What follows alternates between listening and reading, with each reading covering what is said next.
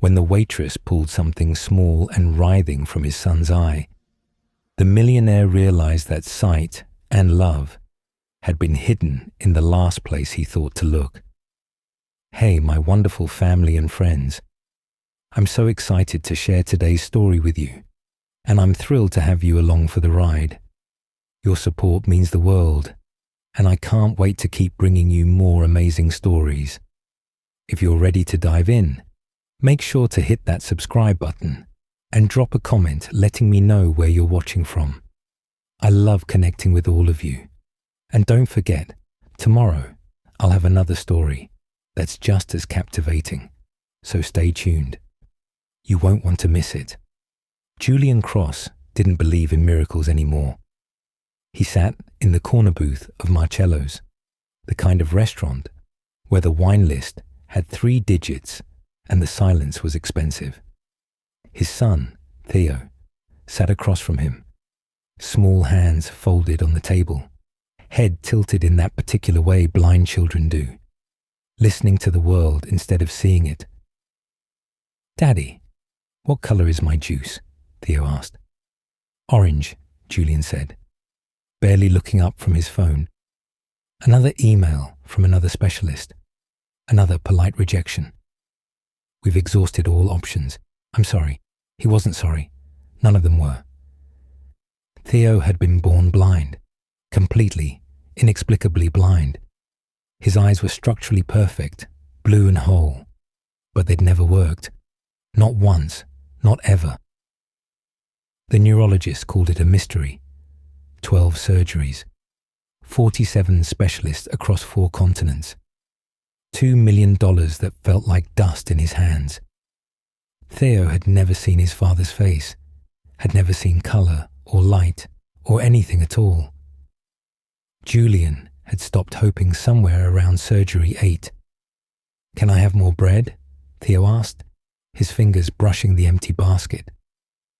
Before Julian could answer, a voice, quiet, steady, said, "Of course, sweetheart." The waitress, Julian hadn't noticed her approach. He glanced up, ready to dismiss her with a nod, but something made him pause. She wasn't like the other staff here. No polished smile, no performative elegance. She was maybe 30, dark hair pulled back, eyes that looked like they'd seen too much. Her name tag read Nina in small, unassuming letters.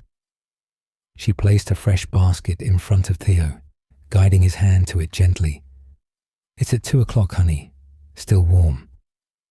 Theo grinned. "Thank you." Nina lingered.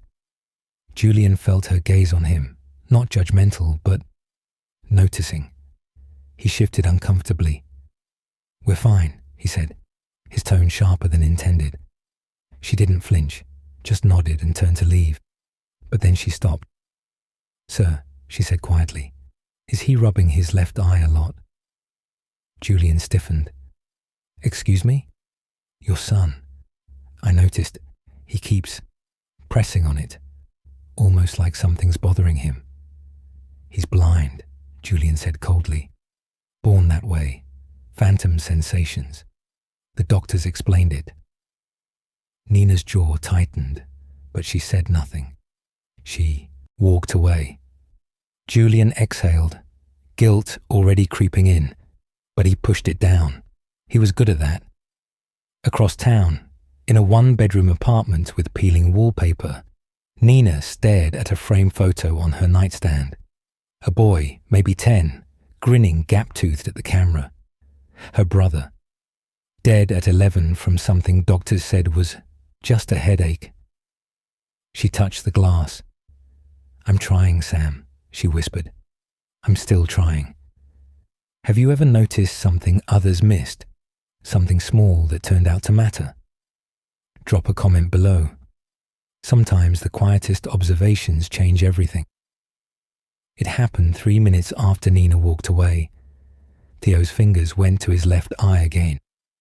But this time, he didn't just rub. He clawed. "Daddy, Daddy, it hurts." Julian's phone clattered to the table. "Theo, stop." But the boy was frantic now, both hands at his face. a sound tearing from his throat that Julian had never heard before. Not pain. Panic. Something's in there. Get it out. Get it out. The restaurant went silent. Heads turned. A manager started toward them. Julian grabbed Theo's wrists, his own heart slamming against his ribs. Theo, breathe. There's nothing. It's moving. And then Nina was there. She didn't ask permission. She dropped to her knees beside the booth, her hands steady on Theo's face. Sweetheart, look at me. Well, listen to me. I need you to hold very, very still. Her voice was calm, certain, the kind of voice that made you believe her even when the world was ending. Theo whimpered, but went still. Nina tilted his head toward the light. Julian watched, frozen, as she leaned in close, closer than any doctor had in years, and peered into Theo's left eye. She went rigid. Oh my God, she whispered. What? Julian demanded. What is it? Nina didn't answer. She reached into her apron, pulled out a clean napkin, and folded it into a small square. Then, before Julian could stop her, she brought her fingers to Theo's eye. Don't, trust me, she said.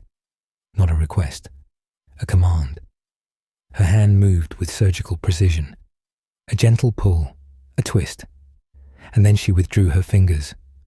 On the white napkin, small and glistening and writhing, was something alive, thin, segmented, no longer than a grain of rice, but unmistakably moving. The room seemed to tilt. Julian stared, unable to process what he was seeing.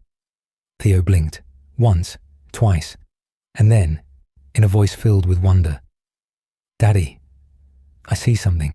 There's light.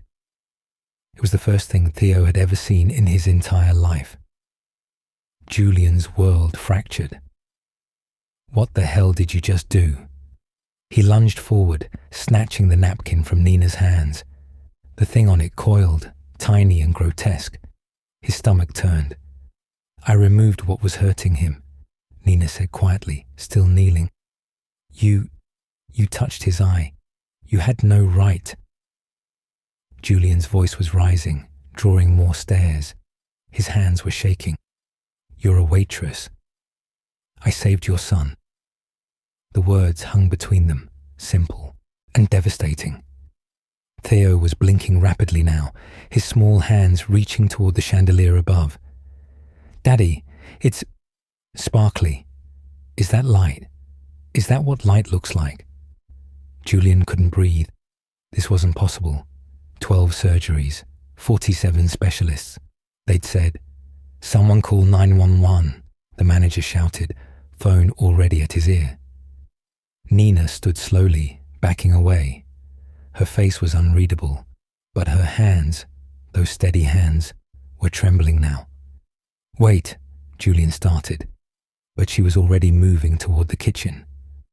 A waiter stepped in front of her. You need to stay. The paramedics will want to... I know, she said softly. Julian turned back to Theo, whose eyes were still blinking, adjusting, seeing. Tears streaked the boy's face, joy or confusion or both. Daddy, your face, Theo whispered, reaching up to touch Julian's cheek. You look sad. Julian caught his son's hand, pressed it to his lips. His mind was screaming. A worm. In his eye. Since birth. For 6 years. How did no one? Sir. A paramedic was suddenly beside him, kneeling where Nina had knelt. We need to transport your son immediately. Can you tell me what happened? Julian opened his mouth, closed it. He looked at the napkin still clutched in his fist, at the impossible thing coiled there, at Nina, standing by the kitchen door, watching him with those two knowing eyes. I don't know, he said finally. But that was a lie. He knew exactly what happened. He just didn't want to believe it. The hospital's fluorescent lights were too bright, too sterile. Julian sat in a private waiting room, head in his hands, while specialists swarmed Theo 3 doors down. They'd already taken the worm, sealed it in a container, rushed it to the lab. Already run scans, tests, a dozen procedures Julian had paid for 100 times before. But this time was different. This time Theo could see. The door opened.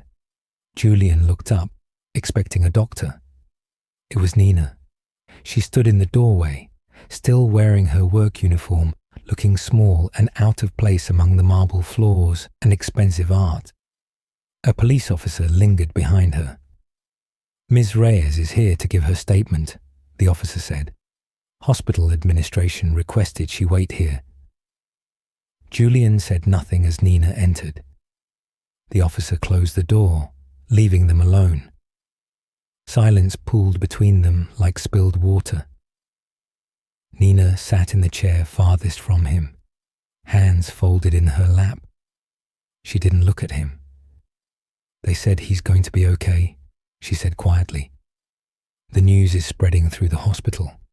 A parasitic worm pressing on the optic nerve, undetected since birth, for 6 years," Julian finished, his voice hollow. "The worm was there from birth, every scan, every surgery, and no one ever saw it. It was so small, positioned just perfectly to press against the optic nerve. He's never seen anything, until tonight." Nina nodded. More silence. Then, "Daddy." Theo's voice, bright and new, echoed from the hallway. A nurse was wheeling him back in a chair, his eyes, those blue eyes, wide and darting everywhere, drinking in the world for the first time. When he saw Nina, his whole face lit up. "The kind lady, you're here." He reached for her before the nurse could stop him. Nina's composure cracked. She knelt, and Theo threw his arms around her neck. "Thank you," he whispered into her shoulder. "Thank you for making the hurt go away."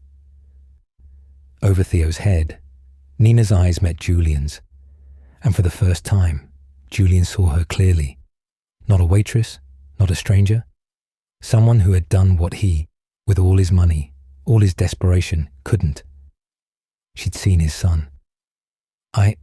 Julian started, his throat tight. "I need to understand. How did you know?" Nina pulled back gently from Theo, brushing hair from his forehead. She looked at Julian, really looked at him, and something in her expression softened. "Because," she said quietly, "I've spent years learning to see what everyone else misses." They sat in the hospital cafeteria at 2 a.m. Theo finally asleep upstairs under observation. Nina cradled a cup of terrible coffee. Julian had bought them both sandwiches neither of them touched. "You said you learned to see," Julian said finally. "What did you mean?" Nina was quiet for a long time. Then she reached into her bag and pulled out a worn photograph. A boy with a gap-toothed grin. "My brother, Sam." Her voice was steady, but her hands weren't. "He was 11, started getting headaches. Our mom took him to 3 different doctors. They all said the same thing. Growing pains, stress from school, nothing to worry about." Julian's chest tightened. 6 months later, he collapsed at soccer practice. Nina's thumb traced the edge of the photo. "Brain tumor, stage 4. If they'd caught it earlier." She didn't finish. She didn't need to. "I'm sorry," Julian whispered. "After he died, I couldn't stop thinking, what if someone had just looked harder? What if someone hadn't been so sure they already knew the answer?" She finally met his eyes. "So I started studying medical journals, rare conditions. I went to nursing school, but She stopped. "But what?" "I made a mistake," she said quietly. "Wrong dosage on a medication. The patient was fine, but the hospital needed someone to blame. I lost my license before I really even started." Julian understood suddenly. The careful way she'd approached Theo. The hesitation before she acted. "You were afraid," he said. "Terrified," she admitted. But when I saw Theo tonight, the way he was rubbing his eye, I remembered Sam, the way he used to press his temples, and everyone said it was nothing. Her voice cracked. I couldn't walk away. Not again. Julian reached across the table. His hand covered hers. You saved him, he said, when everyone else, when I, had given up. Nina looked down at their hands. I almost didn't, she whispered. I almost convinced myself I was wrong. But you didn't. She met his eyes then, and something passed between them. Understanding. Recognition. Two people who'd both lost something irreplaceable. Two people who'd just found something impossible. 3 days later, Nina visited Theo's hospital room with a children's book about colours. She hadn't planned to come, but Theo had asked for her, asked specifically, by name, and something in Julian's voice on the phone made it impossible to say no. When she arrived, Theo was sitting up in bed, a pair of adaptive glasses perched on his nose. His eyes tracked her movements across the room, something they'd never done before in his entire life. Nina, he bounced excitedly. Look, I can see your face now. You have brown eyes. She laughed, a real laugh that surprised even her. I do, and you have very blue ones. Daddy says they look like the sky. Theo glanced at Julian, who sat in the corner chair, watching them with an expression Nina couldn't quite read. She settled beside Theo's bed and opened the book. Want to learn what colours are called? For the next hour, they went through every page. Red, yellow, green, purple. Theo repeated each word like a prayer, his small fingers tracing the pictures, seeing them for the very first time. Julian watched silently. Watched the way Nina's voice softened when Theo got frustrated, the way she celebrated each small victory, the patience that felt like medicine. When Theo finally dozed off, book clutched to his chest, Nina stood to leave. Wait, Julian said quietly. She turned.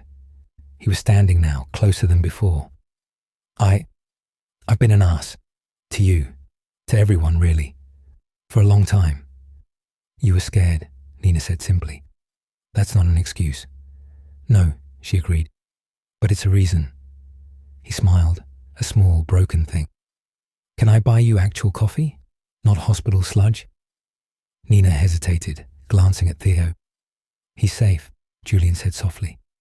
The nurses are watching him, and I'd like to know more. About you, if that's okay.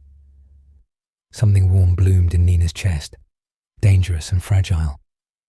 Okay, she whispered. They went to a cafe 2 blocks away, talked for 3 hours. He told her about his wife, how she'd died bringing Theo into the world, how he'd blamed himself, blamed Theo's blindness as cosmic punishment. She told him about the years of studying alone, the guilt of Sam, the shame of her mistake, and somewhere between the second and third cup of coffee, Julian's hand found hers across the table. Neither pulled away. When they returned to the hospital, Theo was awake, drawing with crayons a nurse had brought, seeing colours for the first time, trying to capture them on paper. He held up the drawing proudly. 3 stick figures, one tall, one small, one with brown eyes carefully coloured in. It's us, Theo announced.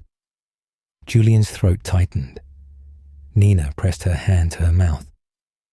We're a family, Theo said simply, like it was the most obvious thing in the world. When was the last time someone saw you, really saw you, for who you are? Share your story below. Connection happens in the smallest, bravest moments. The article went live on a Tuesday morning. Julian was in his office when his assistant brought him the tablet, her face pale. Miracle or malpractice? Waitress who saved blind boy has troubling past. His blood went cold. The The journalist had dug deep. Nina's nursing school records, the medication error, patient testimonials that painted her as reckless, dangerous. A quote from the hospital's former director. Ms. Reyes showed a pattern of overconfidence that endangered lives.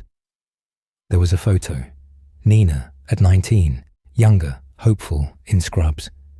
Before everything fell apart. Julian's phone buzzed. His lawyer.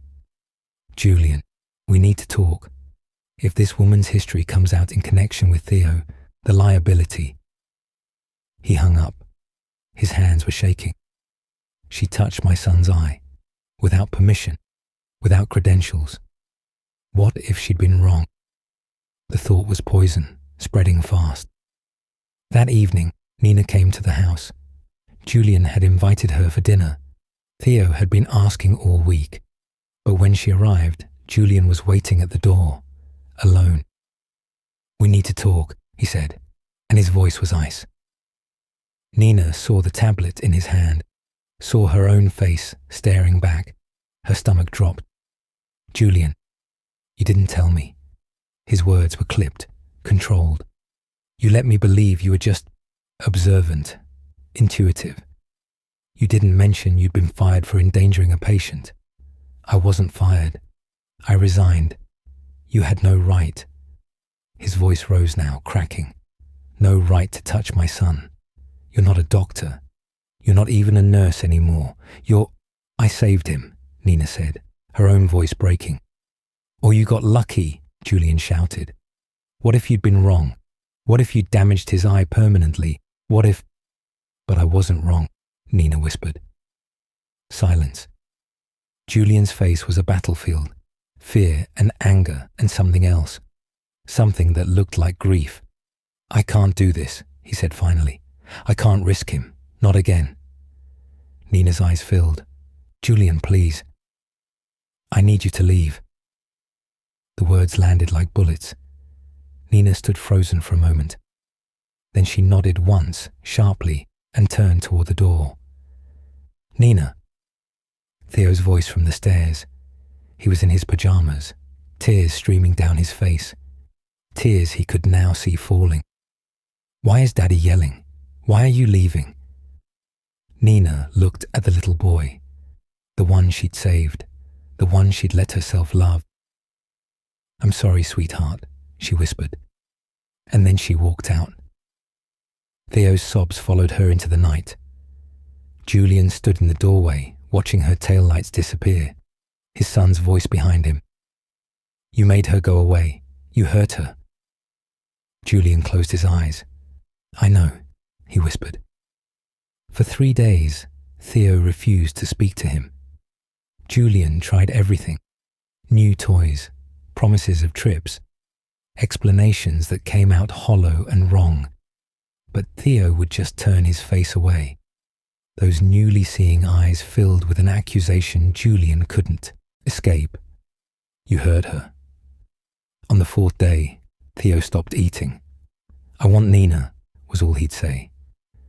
Julian sat in his study at midnight, the article pulled up on his screen for the 100th time. He'd read it so many times he'd memorized every word. But this time, he kept reading, past the headline, into the comments section he'd avoided. "I was that patient. Nina gave me the wrong dose, and then stayed with me for 12 hours straight to make sure I was okay. She reported her own mistake. She saved my life twice." Another comment. "The hospital threw her under the bus to avoid a lawsuit. She was the best student in our program." Another. "She visits Sam's grave every Sunday. She spent 6 years trying to make up for a loss that was never her fault." Julian's hands went to his face. What had he done? His lawyer's words echoed. "Protect yourself. Protect your son. Protect your reputation." But Theo was withering. And Julian. Julian was alone again. Just like he'd been since his wife died. Just like he'd been before Nina knelt beside his son and did the impossible. He looked at the article one more time. Then he opened a new browser window and typed Nina's apartment address, pulled from the hospital records. Rain hammered against his car windows as he drove across town. It was past 1 a.m. This was insane. But he couldn't stop. He parked outside her building, a tired complex with flickering streetlights, climbed the stairs, stood outside her door, knocked. Nothing. He knocked again. Nina, please. I know you're in there. Silence. He pressed his forehead against the door. I was wrong, he said to the wood. I was terrified and I lashed out and I hurt you, just like everyone else has hurt you. Still nothing. Theo won't eat. He won't talk to me. But that's not why I'm here. His voice cracked. I'm here because I can't stop thinking about you, about the way you saw him when no one else did, the way you see me. The door opened. Nina stood there in an old sweatshirt, eyes red, arms wrapped around herself. You threw me away, she whispered. I know. You believed the worst of me. I know. Why should I? Because, Julian interrupted, his voice raw. You're the bravest person I've ever met, and I'm a coward who spent 6 years building walls, and you knocked them all down in one night. He took a shaky breath.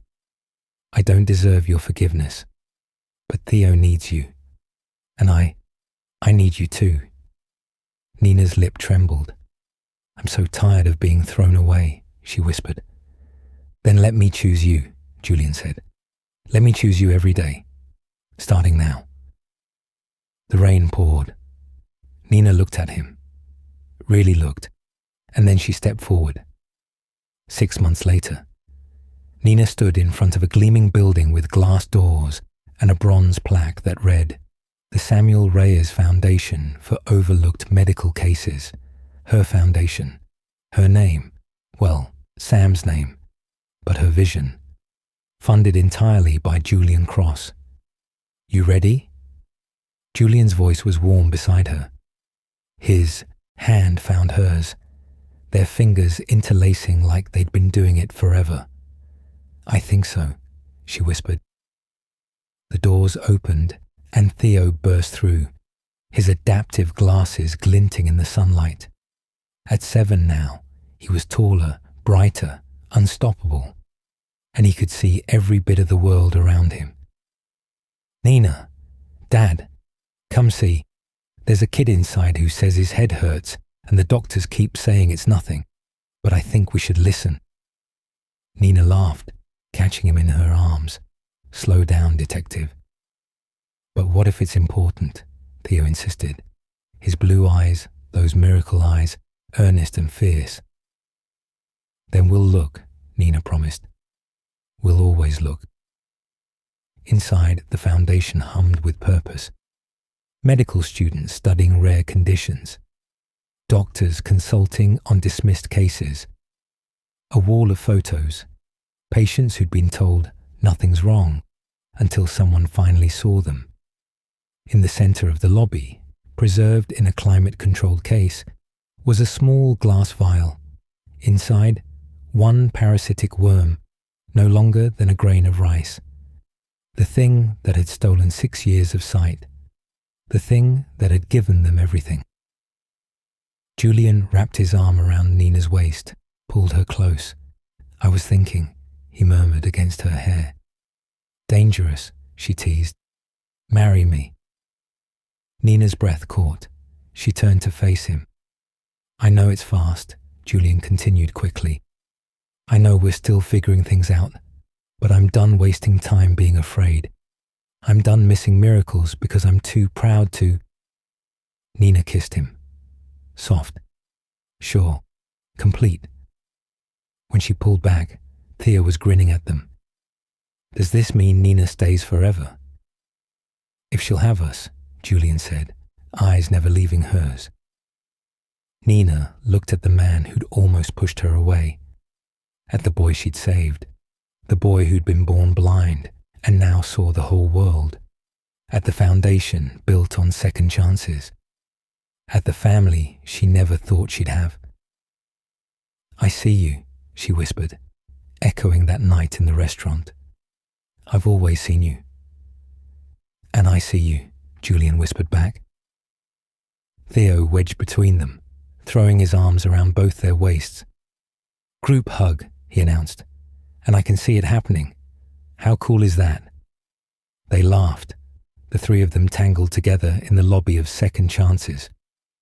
Outside, the sun broke through the clouds, and in a small glass case, a tiny worm sat preserved in amber, a worm that had been there since the day Theo was born, a reminder that sometimes salvation comes from the smallest, strangest places, that sometimes you have to be born in darkness to finally appreciate the light, that sometimes the thing destroying you needs the gentlest hands to remove, and that love, real, unexpected, impossible love, often arrives in the form of a waitress who refuses to look away.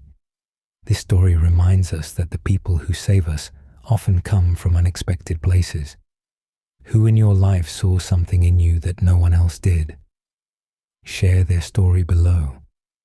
Let's celebrate the Ninas of the world who refuse to look away. Thank you so much for watching all the way to the end. I hope you enjoyed the story. There are plenty more amazing stories coming your way, so don't stop here. Just click on the video showing on your screen and keep watching. I'll see you there.